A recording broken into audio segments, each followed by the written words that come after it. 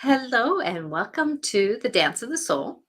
I'm Natasha Venter, psychic medium, personal awareness life coach, and I was named the other day a bridge between dimensions and realities. So I kind of thought that would kind of fit in a way. So with that I wanted to say welcome whoever's here now or in the future listening, because this stuff that we talk about can be, even though we mention a date and that kind of thing, it's kind of universal timing. Even if we mention a full moon or an equinox, you just apply it to the next one. So with that my partner here in the Dance of Soul is Regan Forsten. He is a hypnotherapist with the Newton Institute and a very well-rounded, adversed, what's another word? I don't know. Gifted uh, in just being a very loving, kinding soul who has witnessed life very many times over. Regan Forsten is my partner here with us on Mondays at 4 o'clock Pacific time on Facebook and YouTube. We love to help you know that our soul is something that, even though we're here in this lifetime, and a lot of people don't really appreciate the life that we're living now for all that it's here to teach us and show us. And our soul does go through many different lifetimes, zillions, as far as there's some that are less than a zillion, some are more than a zillion. Just to put a number out there, I know that I'm a very, very old soul, and I know Regan is in the very much of the older soul category. That we all kind of witness ourselves going through different lifetimes, and many times our past lives can really make a difference on how this one works.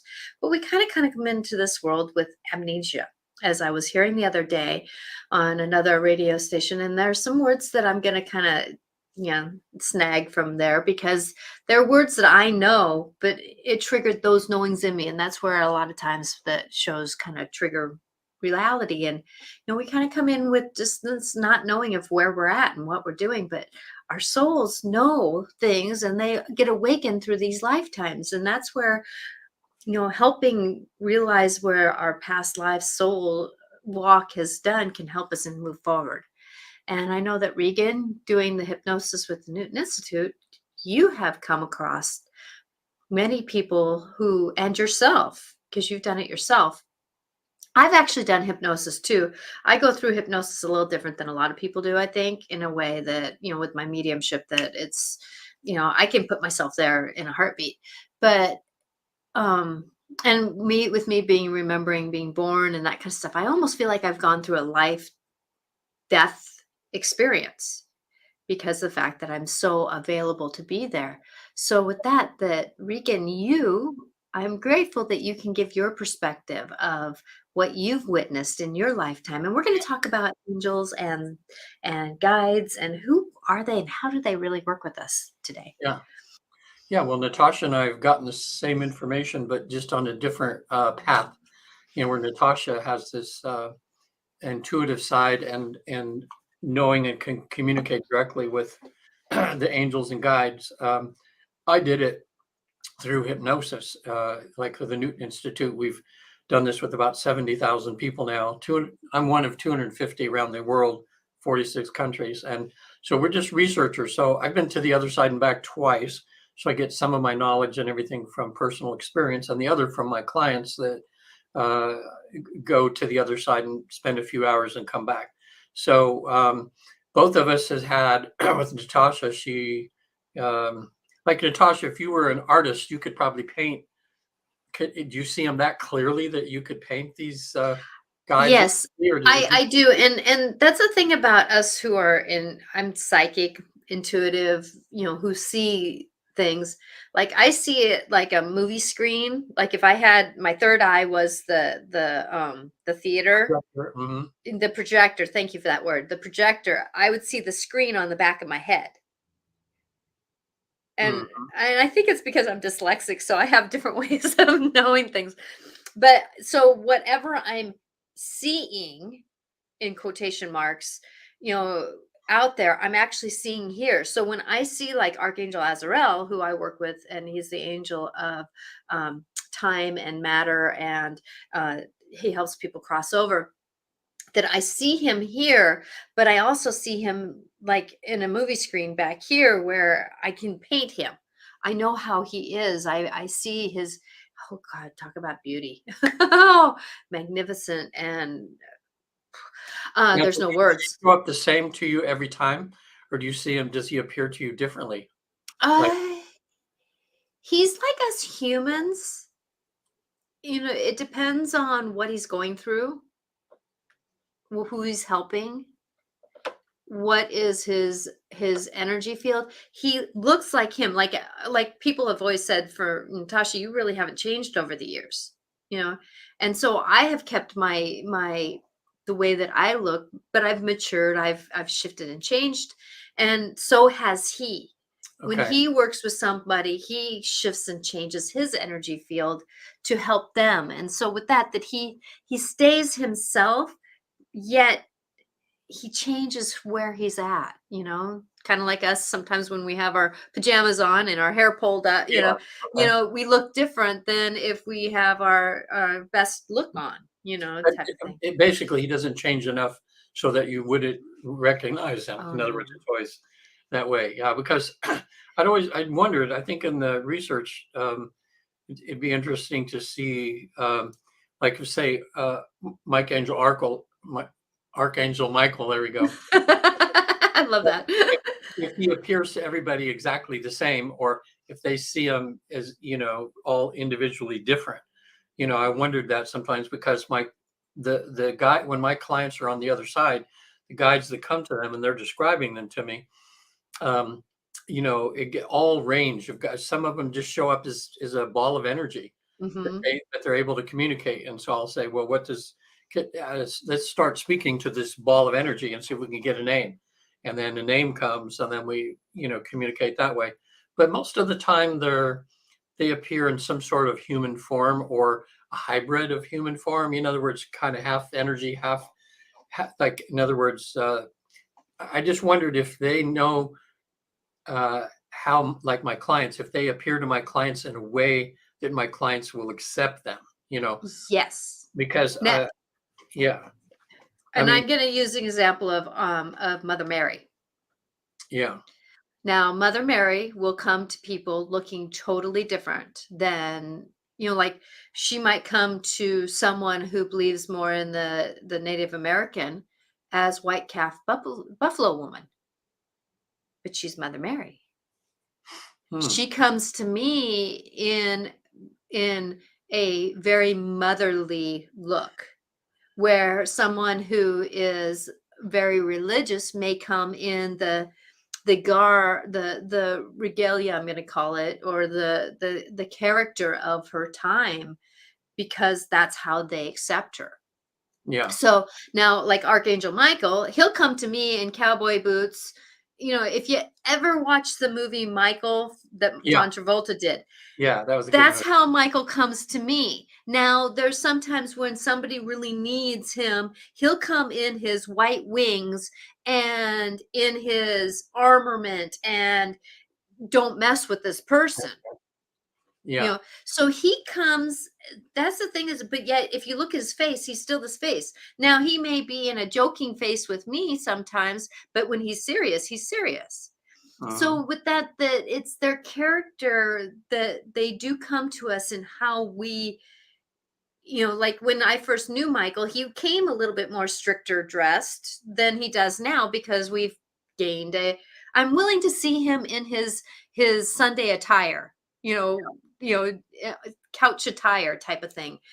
And so with that, but I can tell you though that like when I see past loved ones come, now they'll come in different time zones. Like when they first cross over, they come to me maybe as they are at that age, and then another 6 months they may come to me at a primer age. Yeah. Well, like when I was on the other side both times, I saw my mom. The first time she was like what she looked like when she passed away, Hmm. you and then the second time, which was about 3 years later, when I went back just recently, my mom, it was my mom, but she was like dressed like they dressed in the 1950s. Like she looked like 35, 40 years old. Yeah, you know. when it was her fun time, when it was her prime Yeah. time. Yeah. So I can see that's why guides and everything, just depending on the situation and them assessing the situation that we need, would appear to us, Mhm. different ages and differently and so forth. So that makes, But and when we're on the other side, when we've crossed over, let's say, and all we see is light, but we recognize them as yeah, light beings. And yeah, so we don't need the skin that we see. Now, us being human on this lifetime, yeah, we do recognize because that's what we do to, I guess, make us comfortable. My dad comes as light. I know him as light, because I've always known him as light. well, it's interesting because we recognize people different ways. Sometimes we recognize people just by their voice. Mhm. Sometimes we could see them walking a mile away, but because of the way they walk, you would know who that is.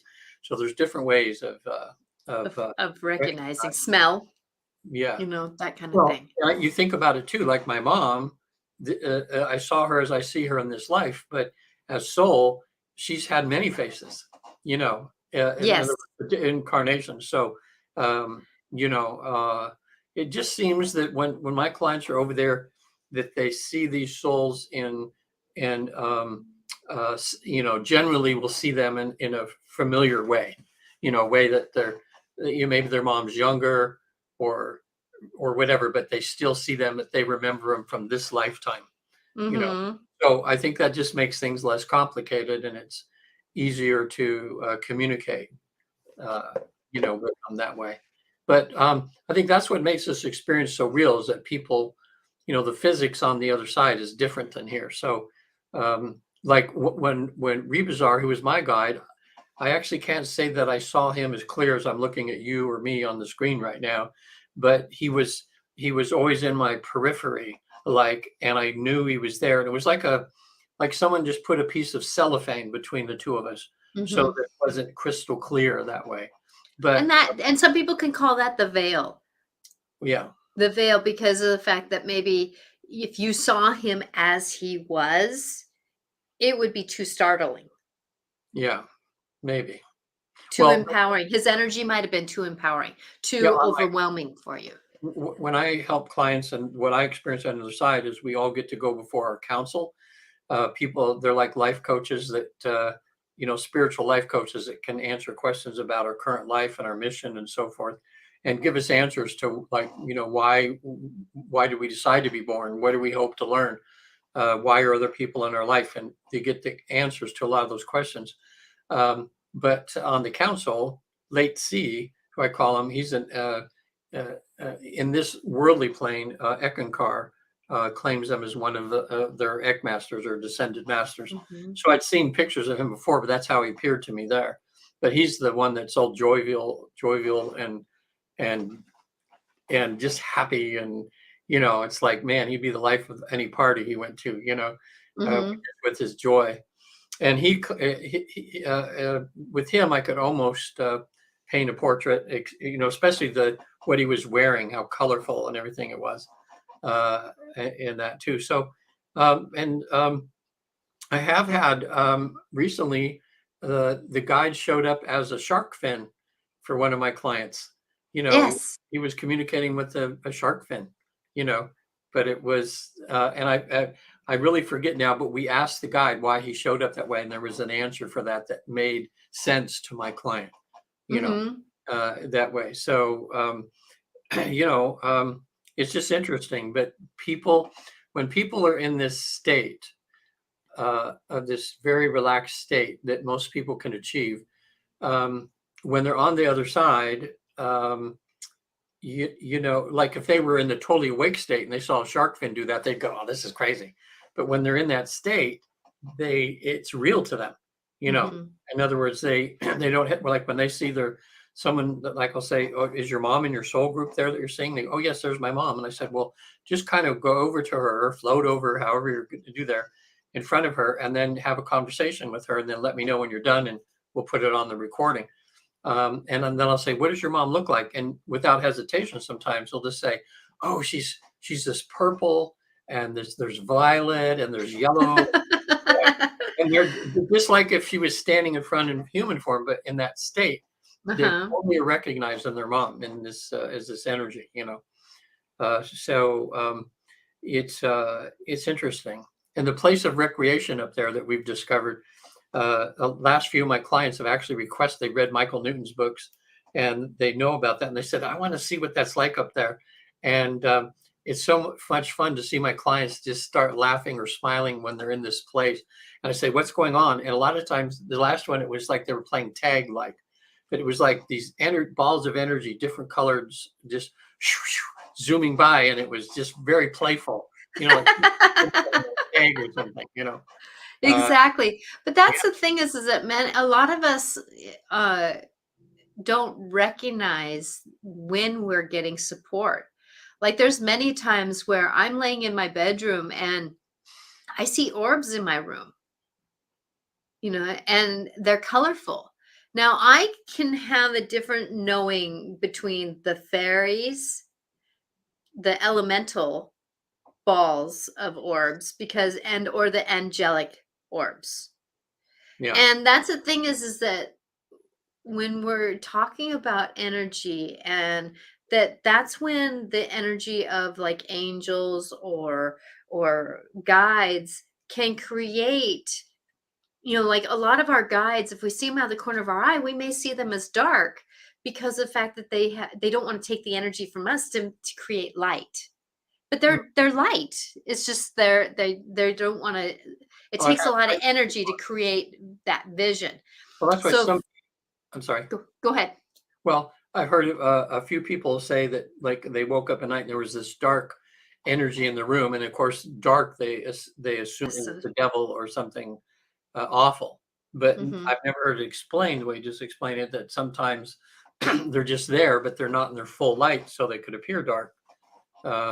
So, how does someone distinguish between a a negative entity like dark in the room or uh, it's just a regular you know angel that's in the room that's you know I mean how they describe how would someone discern between the darknesses of which was good and which was not? Which one was bad? Okay, so for me, I had an experience when I was pregnant with my first child that I had a being who stood at the end of my bed.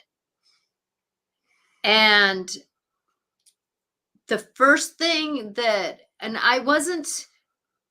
I still was my shy, quiet self, but I had knowings.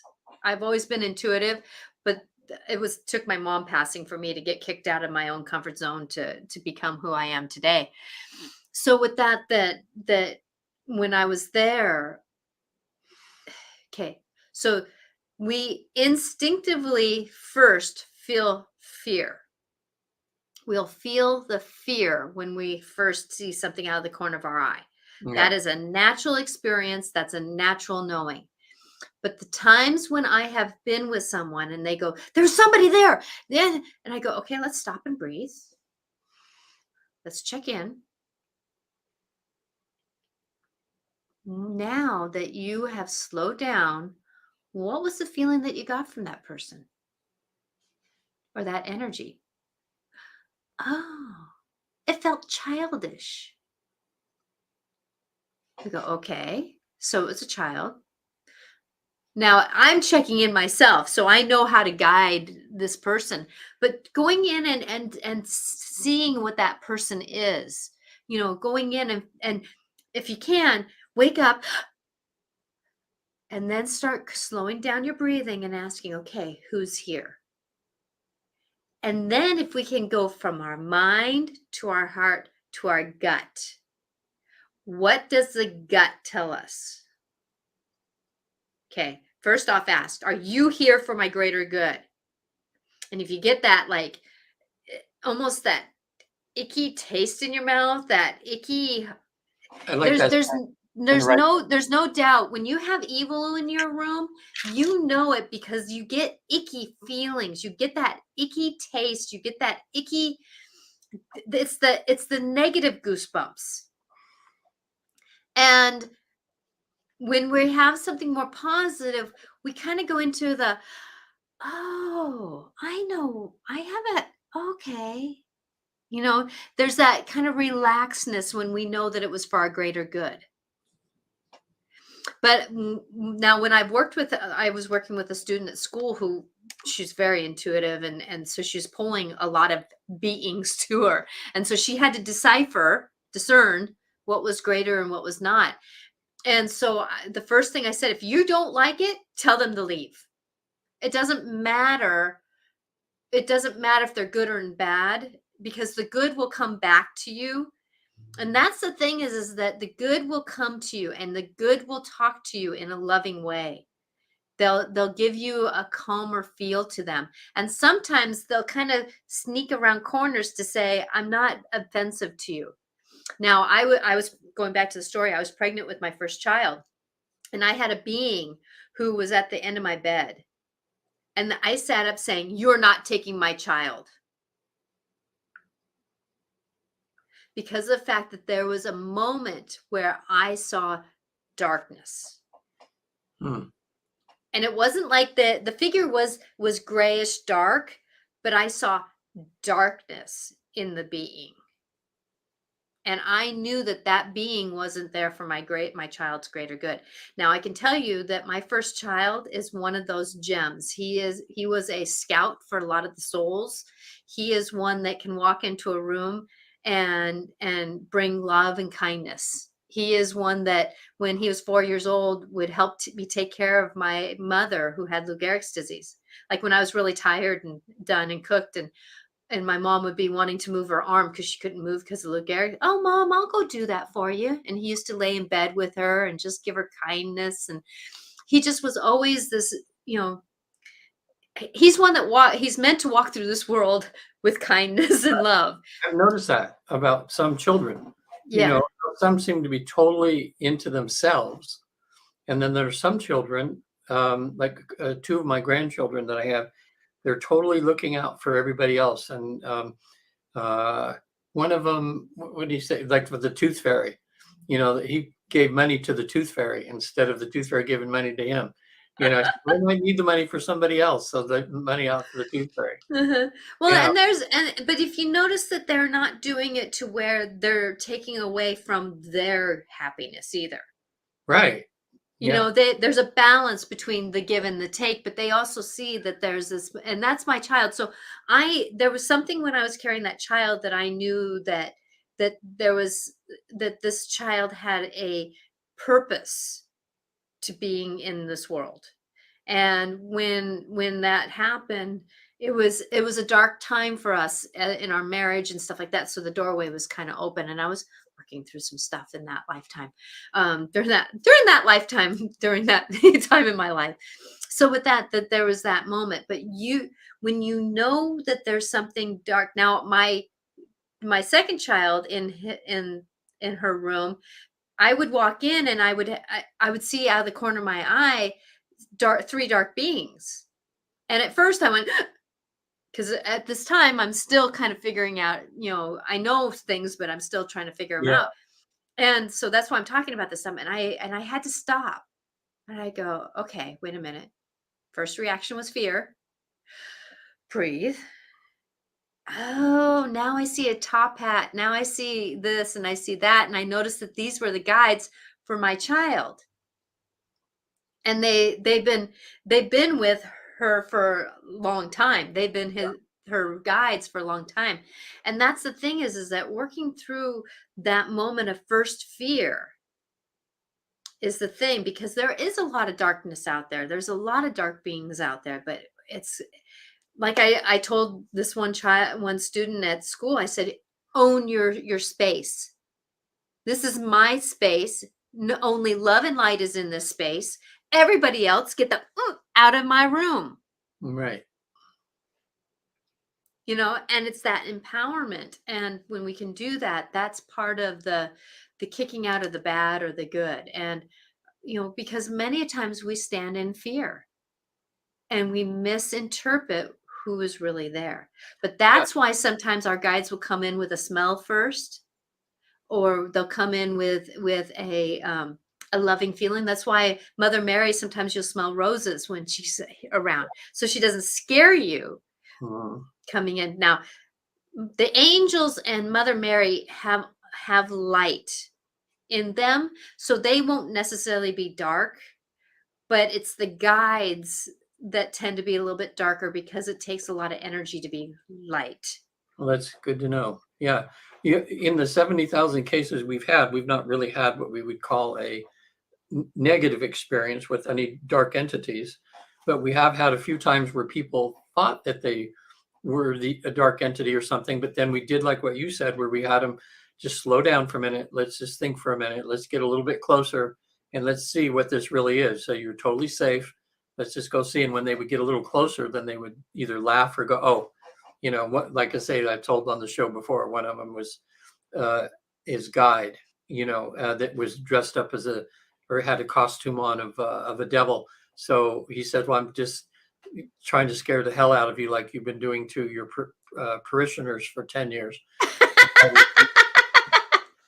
And so, but that's the thing too, is these, and sometimes I think these dark energies or what people see are a reflection of something within themselves that's mirroring Yes. them, Yeah. or something they need to look at. So it's hard to just go black and white. This is that, you have to Nothing is black and white. There's a yeah, whole lot of gray when you're talking about the universe of love, right. you know. And it's amazing now with these new pictures that they publish from, hey, Kimberly, Hello, oh, look at that. Kimberly. She's got a last name almost like my first name. Yep, exactly. I was noticing that too. So, in my experience so far, with all the people I've helped to visit heaven and come back, go back and forth the other side, they've always had very pleasant experiences with their guides. What's interesting is throughout their session, I'll ask them, like if they're before council or at their soul group, like when they're before council and the council's answering their questions and things about their life, I'll say, is your guide still there? And they go, yeah. And I said, well, in relation to where you're standing now, where's your guide? And most of the time they're to the back, to the right, a few times to the left, but the guides always seem to just be there, just, not interacting at all, just kind of being there with you, while you have your experience. And then when they're done, then, because since we've identified like 8 places over there so far that people can go. And of course, the council and the soul group is the other big one where, like we're at the council say, well, now my client would like to visit their soul group, these souls that they incarnate with, their buddies, their friends that they spend a lot of time in lifetimes with. And can we go there? And they always say yes. And so then instantly my clients are there and the guide's there, just kind of observing again. And then people get to have conversations with not only the people that are already died and gone to the other side, but they get to talk to the higher selves of the people that are still alive in this life and have deep conversations with them about their relationships and about, how are they, like the husbands and wives talk to each other in their soul self and say, hey, how am I doing? Mhm. Is there anything that you need? And they have these great conversations, but the guide is, always there, just ready to say, okay, you're done here. Let me take you to the next place, you know, and And that way. that's the thing when I'm in a meditation a lot of times, I ask for the guide to come to me that is better suited with out of the I always add on the guides that are here for my greater love. Yeah. That because I want to bring in the love guides. Now I'm willing to work with some darkness. There's the fae that are really good at working, helping with depression and the darkness. I'm willing to work with darkness, but when I'm doing a meditation, I want to feel safe. And so that's when I call in the guides of love. And many times it could be an alligator that comes and guides me. It could be a fae that comes and guides me. It could be a rhinoceros. It could be an angel. It could be Peter, Joe, Mary, Papa Doodle, or whoever it is. And many times our guides are not connected to our names either, or names to be. Now, Archangel Michael and Azrael and Raphael and Gabriel and all those angels and Mother Mary and many of them, you know, they do have a name that they tend to stick with, like your guide. He does stick with that name. And a lot of my guides, like I work with Saint Peter, And St. Peter has been Peter for many lifetimes, you know, because that's who he is in his being. Now, Yeah. my name has changed many different lifetimes, but yet at the same time, it always has had a ring like it does now, Natasha. Or it's always had, I don't really see myself being like the norm name in many ways. And talking about names, Kimberly said, Oh, wow. That's gotta be interesting. yeah. Isn't it funny the People are synchronicities always of wanting life? to go Regan or Reagan, you know? Yeah, And exactly. that I wonder what the odds of that are. Synchronicity, isn't it funny? Isn't it Yeah, the funny? names, so we use just so we can communicate when my clients get the other side and they see their guide or angel, and then I say, well, let's ask the guide's name so that we can communicate. And most of the time we get a name, but sometimes they'll just get something like, oh, just call me Bob, or something silly Mhm. like that, or just like the name. In other words, I understand that you need to call me by a name, but it's, we don't really care. But um, it is nice when sometimes people get there, like I'll say on the other side, I say, when you're on the other side here, what do other souls call you? Or when you're home, which is we discovered that's the true home is the other side. We're Mhm. just visiting here, but home is the other side. And well, what's your name up there? And it's pretty cool when the clients get their spiritual name. It just gives them something when they come back to think of themselves as this spiritual being. Mine was Shanti, Shanti, Shanti, which I looked up later, uh, and it was a name that they use on the fifth fifth plane or something like this, enlightenment or something like Mhm. that. So remembering that we got to be careful when we use a truer name, like mine is a song. I hear my name is comes out as a song for me. In other words, And your heavenly name, in a my sense. heavenly name, it comes out in a song. And like for you, you're using your given name, it does ring true. You have another name that if you go back and you really call out your truer name, you'll Hmm. probably find that. And I would suggest to your clients that when they get their truer name that they don't spread it around, because then people can claim more owner, like dragons. When I'm working with the dragon family, like my elder, he that's not his true name, but that's what he chooses me to Yeah. call him, as elder. And that and like, like he said that he just told me my truer dragon name. And so with that, as I'm talking to you, I'm talking to him. That it's interesting when you get names like that, but when you get down into that secretive soul family, we got to be careful how we spread that around.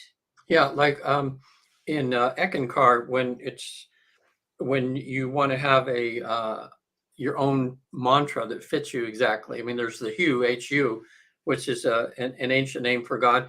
It's actually interesting. The last client that I had on the other side, when we asked, she wanted to meditate, and we asked what was a good mantra, and they gave her the HU, which was interesting. They said HU. So I thought that was good. That was kind of confirmation in my own Hmm. belief system. Um, um, but when you sometimes they teach you how to get your own mantra, and then when you get it, you're just supposed to, go within, be quiet, and just, into meditation, and it'll come to you, to hear you. And then they say it's usually good not to share this with anybody because it's your own thing. It's like keeping it pristine, You don't want, Exactly, because you don't want any mud to people get people can taint our light. They can taint our light. And as you're talking, I was getting, my goosebumps, chills up and down my back. And that usually is that, we're speaking the truth, which is love. on. And Yeah. when they give us our mantras and our names, it is speaking love. It is that spoken love. And when you don't want to taint love when it's spoken of that divineness. Yeah, I think we And all have our own unique frequency in a we sense. do. And Mhm. it changes from time to time. In other words, you up frequency. In other words, the more pure you get or the more loving that you become, I think that frequency changes a little bit. That's why people, It becomes less muddled. yeah, And you I know know, muddled doesn't really fit here, but it mucked up, muddled, I don't know what the word is, but it fits kind of. well, It just, yeah. one thing that I'm just now incorporating that I'm kicking myself for not doing this over the last 5 years that I've been doing this is to have people stop for a minute and say, as you're in these places now, do you hear any sounds? And Mm, uh, mhm, what I did with my last client is I'm starting to do this now. It was interesting because it was another confirmation of what I'd heard before in this world that when people are meditating sometimes and they get into that state, they'll talk about hearing like a single note of a flute or mhm. tinkling of bells or something. And this client, she says, "Oh," I said, what are you hearing any sounds in the background or anything?" And she goes, "Oh yeah, it's like chimes, wind chimes." Mhm. That was just everywhere she went, there was a sound in behind her of these wind chimes. And I thought, I bet you that's why people here have that thing about wind chimes, like they'll hang them somewhere that when they hear those things happening, it's that sound of soul in a way that they're Mhm. getting, and they're not consciously aware of it, but it's just something that draws them to that, you know. Exactly, exactly. Like Kimberly said, 100%, it is. And that's why, like for me, even if I wanted to sing my song of Mhm. my name, I couldn't because it's so much of a light, it's so much love light tones. And that I've only heard the angels singing that Yeah. tune, Yeah. and Mhm. that vibration. It's a vibration that I on this planet. Now I know it in my head. I know it in my being, but I can't physically engage with it because Um, it's not. My body is not at that vibration. Yeah, some clients, when they've asked their guide's name, they can't pronounce it. They try to sound it out, and it sounds like some sort of song Uh or huh. something. But in our the way we interpret stuff and everything is very difficult for us. She says, "Well, I'm hearing it and I understand it, but I just can't get from that to actually, like sometimes we try to spell it out or phonetically how it kind of sounds or something."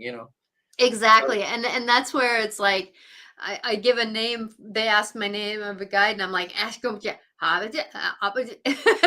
because I hear it, I know it, but yet at the same time, it Yeah. is at that. And many of them, the guides that I have an understanding, and I'm being told this now, go back to the ancient languages. And those ancient languages have a pronunciation with the tongue or with the back of the throat and Yeah. or like the Spanish language, or a lot of the other it's just the way that the tongue rolls or that kind of stuff. And it is of the ancient languages that we cannot, it doesn't sing into our tones unless we're used to having that kind of tongue roll or that kind Yeah. of way of our throat navigating those sounds. Yeah, I'd read, and in the Bible, they have the story of the Tower of Babel, whatever you Mm-hmm. say. And at that time, that they say that God, everybody was, at least from what I remember, everybody spoke the same language at that time. But then at that time, because of something they did wrong, that God made them all be able to not, all different languages to not be able to communicate with each other. And I'd always wondered what that was a metaphor for, or if actually something like that you know, uh, happened. But I picture like when people speak in tongues sometimes in churches and things, and some people can understand that intuitively. And I'm wondering if that goes more back to something It like does. something that was spoken before, It you know. does. It does. It does. I'm just gonna, I'm, yeah. I'm wondering, like, if you were in church, have you ever been in a church where they spoke in tongues? I have not had that experience that I can think of. I've My been in brother, different places where I did have different, people who were taken over by spirit. Yes, I don't know if I've been in a church yeah, that has done that, but I know Like, that I've been around people who have spoken different language, and it was of ancient language. yeah, And a that's lot of times it's of the Star Nation language, and that's where a lot of our native language came from. The first, our Native Americans yeah. came from a lot of those languages from the ancients. Now, and I get all these numbers mixed up, but now that they have some new photographs taken from the new telescope that's up there, and they published the first ones this week, and it's like, we thought we knew where the end of the universe kind of was, and now it just goes 30 times beyond what we just thought it did. Oh, It, it's it's uh, we are just in the brink of understanding that we are the grain of sand a grain of sand in the universe. That's it. Yeah, on this. We are just literally a grain of sand, and we can even be less than a grain of sand if we truly want to go into the bigger yeah. picture. So, and that's why, my clients sometimes ask on the other side, well, can they talk to God or something like that? And they just get a snicker, and they say, well, where's God? And even people in this part of heaven that they're letting my people visit, it's like, God is just, Where isn't the greater? right. Yeah.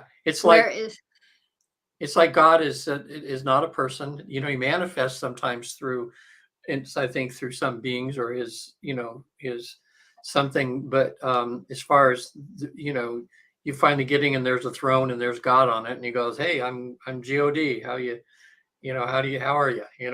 It's not, but on the other side, they just feel the presence at a deeper level. They feel the love and kindness and compassion and everything. We're kind of down in the what we call the mud pit in a sense, but this school of hard knocks, which is Mhm. supposed to help us develop and fine tune ourselves. Exactly, exactly, and that's one thing that I heard the other day, and I'm gonna kind of snag this from them. I honor them for having this understanding, but I've also heard this in a different way. But I like the way that this person worded it. That we came to this earth to find out how to love through struggle, Yeah, how to mm, love through struggle. And I put my own twist onto this, knowing that when we're going forward in life, that when we can love through that, we can persevere through many hardships, and we can go into, I think that's one reason why forgiveness is so hard, because it is a form of love. It's a love for ourselves, and then it's that sending love to something that kind of makes it feel unlovable. yeah. Like, let's say somebody murdered your child. How can you forgive and love somebody? And then there's people who can, and you wonder how they did that. How they Well, did that. that's I know it's moving. it's mind-boggling, but yet at the same time, though, if that is that definition of, I have love for you because you're human and you've gone through something that made you go there in your life. you know and I feel sorry that you had to go there in your life, and I cannot say what you did is okay, yet I have an understanding and love for you because you're a human who has done something so tremendously wrong Yeah. against someone who I love so dearly. When that's one of the things that I love about doing this Whew, work. When clear. people are on the other side, I have them ask the questions of why do I have this certain hardship? Why did I have to go through certain thing? Why did I get so much abuse in my life or something? And what they find out is that when they plan their life, they chose the difficulties a lot of times that they wanted to go through because that's how they're going to learn. So, in other words, let's say you're going to college. What would be the sense of taking classes about things you already know? Why would you spend 4 years and $100,000 just going in there to just not do anything pretty much but hear what you already knew? You take some classes that stretch you, In some Mhm. classes that you want to cuss that, how did you ever sign up? How did I ever sign up for this class? I don't understand. But if you have a good teacher or a good master at that thing in your classroom, a good teacher, he's going to force you to break through your barriers so that you can, learn. And when people graduate, I love seeing graduations where they throw their hats in the air and they figure, oh, I did it. I stuck to it. Now I've got all this knowledge, and that helps Mhm. them to prepare to live life. So that's what people do down here. There's some. Which is sad when people have to go through the rapes and the abuses and Oh, yeah. the alcoholic parents, and I can't name all the, being stolen as a baby, all these, like, I can't speak of them, all of them. Yet at the same time, though, we don't necessarily choose those dramas, but sometimes when we get down here, we get into the human stew pot of sometimes crap, and we end up in another mixture of life that we did not anticipate. But I pray that people who go through these really horrific scenarios can climb themselves out of it and see the grace that they can give to others who have gone through traumas and scenarios, and get out of the I don't want to call it victimhood, because that's dishonoring what we've gone through or they have gone through. I think people But know. it's pulling ourselves up out of the rabbit hole enough to see that there is light out there, that we're not our scenarios. And that's one thing that our guides and angels, and that they keep trying to bring us up out of those very sticky places that we want to stay in because our mind likes to stay there in the victimhood of life and the traumas of our life.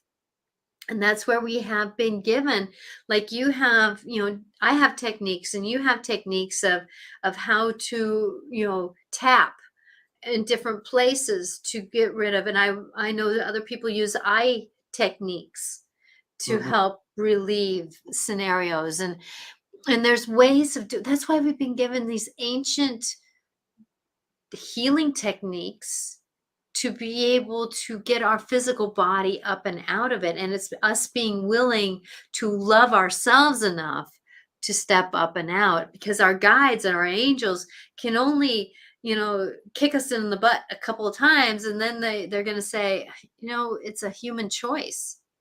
It's a Yeah. human choice. Well, one thing I found interesting too is that even though you as soul plan your life and the courses you want to take down here, the difficult courses to help you learn, it doesn't always mean you come down here and you get an A+ on your scorecard, on your report card.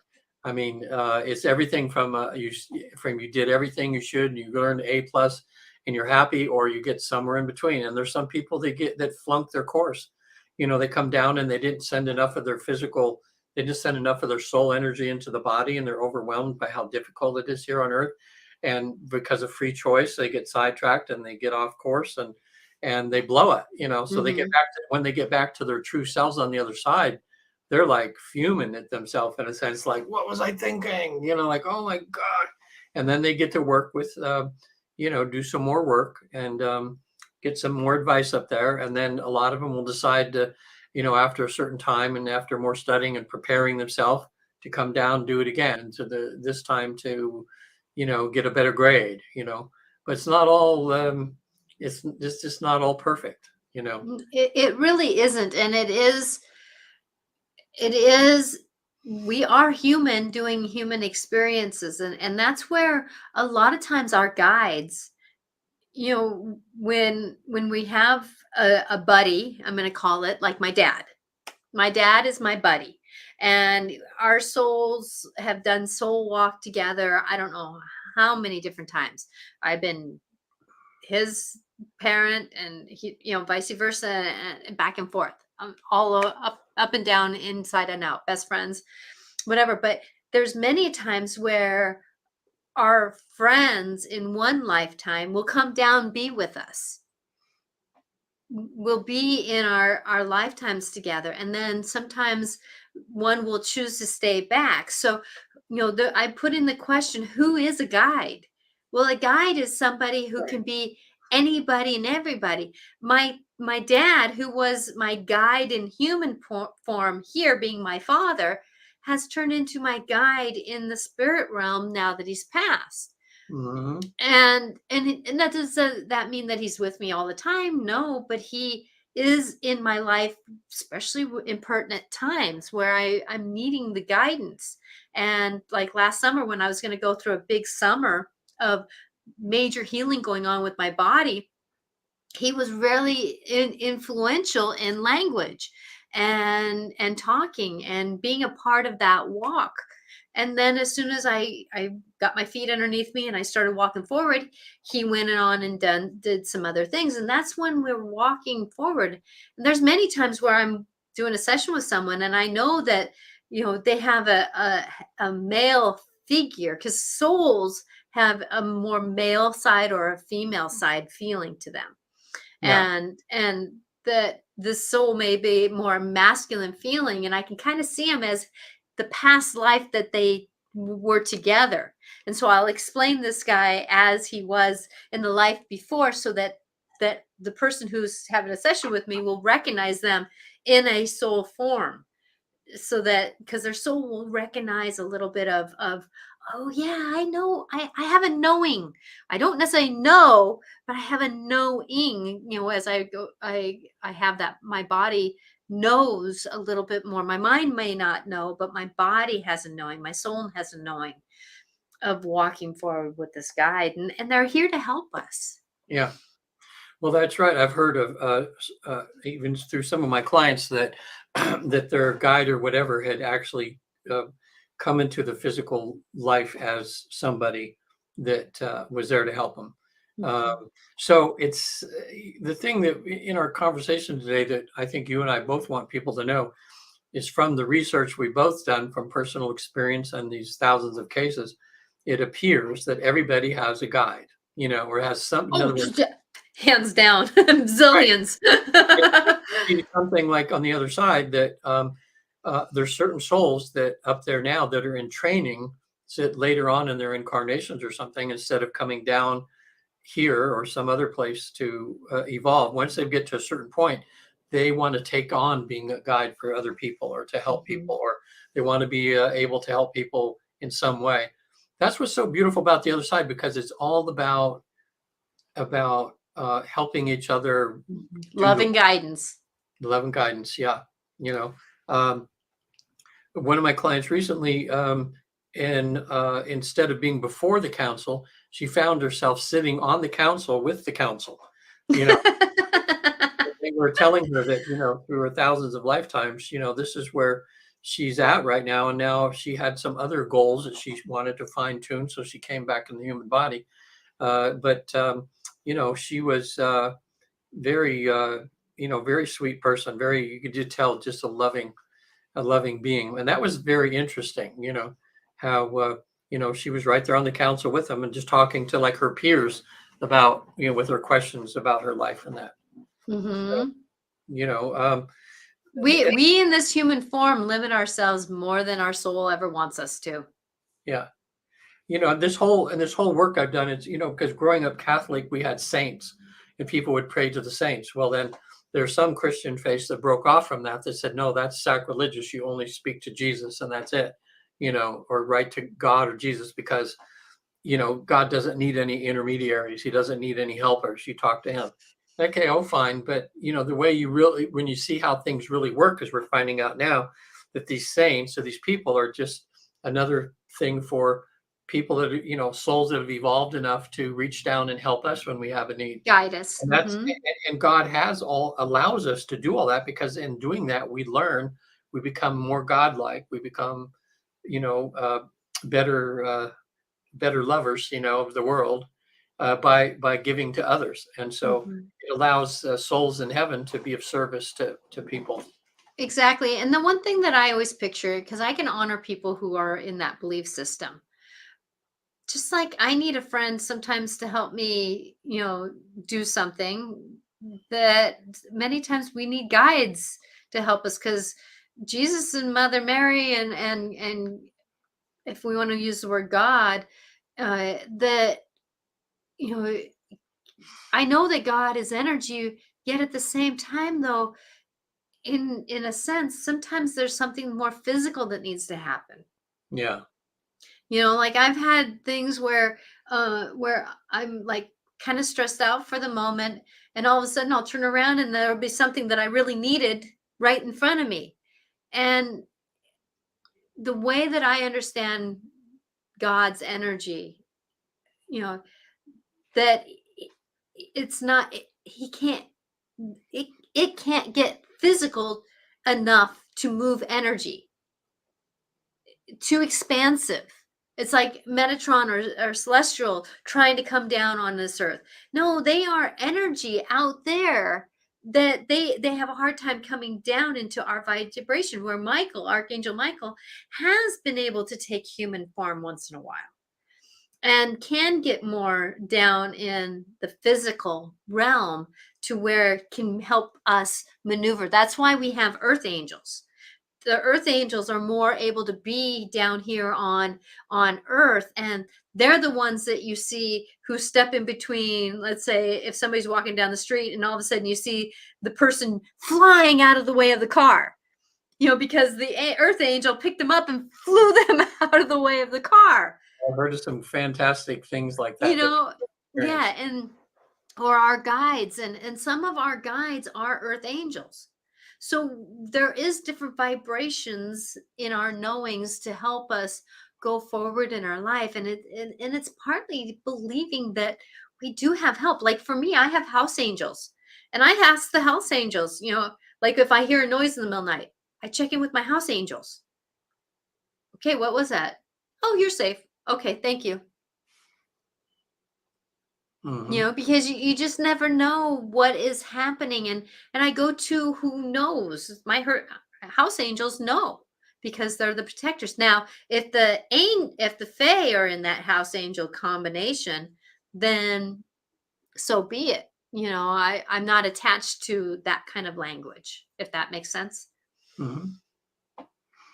Yep. So everybody has an angel. So if you want to start communicating with them, the first thing you do is just to, well, in a sense, you could even look up or whatever, just to give you something to do here, and just say, look, I guess I have an angel. I don't know who you are. Maybe you can help me or not, but hey, I'm ready to any guidance you can help me in my life or whatever. I'm open. And it's as soon as you make that connection Mhm. emotionally to yourself, you're going to begin to. It might come as a form of intuition, like it's almost like a whisper to your mind. You go, "Wow, how did I come up with that idea that I just thought?" Or you may have a vision or something in meditation. Um, and before we close too, because I know we only got a couple of minutes too, just to know more about the best uh, thing I've seen online about mediums is that Netflix that came out last year called Surviving Death. We talk about it Mhm. a number of times in this program. It's got, I think it's 5 different hours of series, but a few of them there are on mediums. And you get to see the history of them and what mediums do, get to understand them more. But also, you get to see them working and how magnificent they are with some people in these different things. That it's just I don't know. It's just really, really a good show, that way. And what I do, if you go to Gaia, GAIA, I think it's $5 or $6 a month, something like that. But they have hundreds of things about stuff you won't see anywhere else. But there's 2 documentaries on the work that I do on there. One's called The Flip Side, and the other's called Hacking the Afterlife by Richard Martini. And Mhm. in there, he really has done his research on mediums and he's actually videotaped over 60 sessions, life between life sessions from us Newton Institute people. and he's been to the other side and back 6 times now, so he knows that this is all real. But he's actually made some good documentaries about it. Also a good book to read about what the work that I do is the first book that Michael Newton wrote in 1995, sold over 1 million copies. It's called Journey of Souls. And in that book, you can read these case histories and get an idea. Matter of fact, Natasha, is there been a really definitive book that you've read on mediums that's like this, somebody who's wanting to kind of understand more about mediumship and how it works? Anybody done one? I like John Holland. He's got good integrity. Now, you got to remember, I'm very dyslexic. And so me going to books for this Right. information has not always been my first go-to. I literally will pick up a book and read like a page or Yeah. two of it, but I have not really been one that goes to one. So I'm going to take the disclaimer Hey, on listen, that one. I'm put in a plug for you too. Natasha's going to be, she's in Washington. I'm in San Francisco area, and she's going to be visiting here in the middle of August. So I'm excited. anybody that sees this that maybe wants a session or something from Natasha, just get a hold of her. You can see there, angelicclarifications.com, and set up one, because she's going to be sitting around the pool here a little bit and doing some hiking maybe and seeing some San Francisco things, but she has time to see a few clients and stuff too. That would be good. Of course, like always, you do your sessions right over the phone or on Zoom, anywhere. Anywhere and everywhere. I've been known to I've been in a lunchroom with 150 kids, and all of a sudden a message comes through and I'm able to give it. So I'm not attached to Yeah. who, what, where, when. Well, the same I thing. kind of see myself as like the what is it, the New York medium? What is Long Island medium. along on it? That's who kind of I tend to be. The other day I was giving messages left and right to people, Wow. through. I It's mean, like, that's quite a responsibility there. yeah, I was garage sailing, and there was a police officer that was parked across the street, and I'm like going, do I really have to drive across the street and drive up to a stranger to give them a message? And they said, no, you don't have Okay. to. And I go, thank you. Yeah, we have to talk more about that, because I think people are really, it's coming of age now, mediumship, where people are seeing that, yeah, like a few bad apples kind of spoil the barrel, but that's the same thing with in my profession. You get a few bad past life Apples. regressionists, and then the people, don't believe in anybody, but they're the good ones and the bad ones out there. To get a hold of me, anybody watching this, if you would like to hear more or talk more about having a life between life session, which is where I help you reach a deep state of trance, either on Zoom or in person. About 90% people can do this. And I can talk to you about that. And, if you'd like to visit heaven for a couple hours, I can tell you how it's happening. It's, 70,000 strong now. And then to get a hold of you, Natasha, now, again, why don't you just let them know how you can have now, do you do half-hour sessions, hour sessions? I can do a half-hour session. I do have Kind it of hard. actually on my books, but Yeah, I have found that with where life is going lately, if it's somebody who is I see regularly, yeah, sometimes a half-hour session goes because it's an ongoing yeah, moment. yeah. But most of the time, it turns out to be an hour session because Oh, there yeah. is so much information Oh, yeah, to yeah. come through right now. It's amazing. But you can reach me at angelicclarifications.com, and or you can email me at natasha@angelicclarifications.com. And you're going to be I am so grateful because you can see our shows on Facebook, Natasha Venter Angelic Clarifications, or my YouTube channel, Natasha Venter Angelic Clarifications, and we have now a podcast.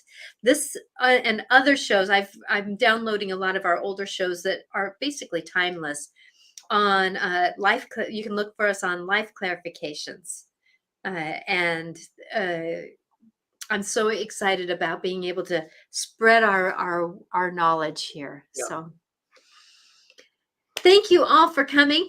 We will see you on Monday again for Dance of the Soul, 4 o'clock Pacific time on Twitter and well, not necessarily on Twitter anymore, but on my YouTube channel and Facebook. And Facebook. then I will be on Wednesday at 4 o'clock Pacific time, same station, same place. And if I don't have a guest, I'm usually on Instagram also. That I would be grateful to support you on that show, which is Life Clarifications with Natasha. Yeah. So a little bit of an advertisement there, and I apologize. This new podcast thing, it's new, and I'm excited for it because now we were able to reach more people because a lot of people don't get here as live. Right. Yeah, that's great.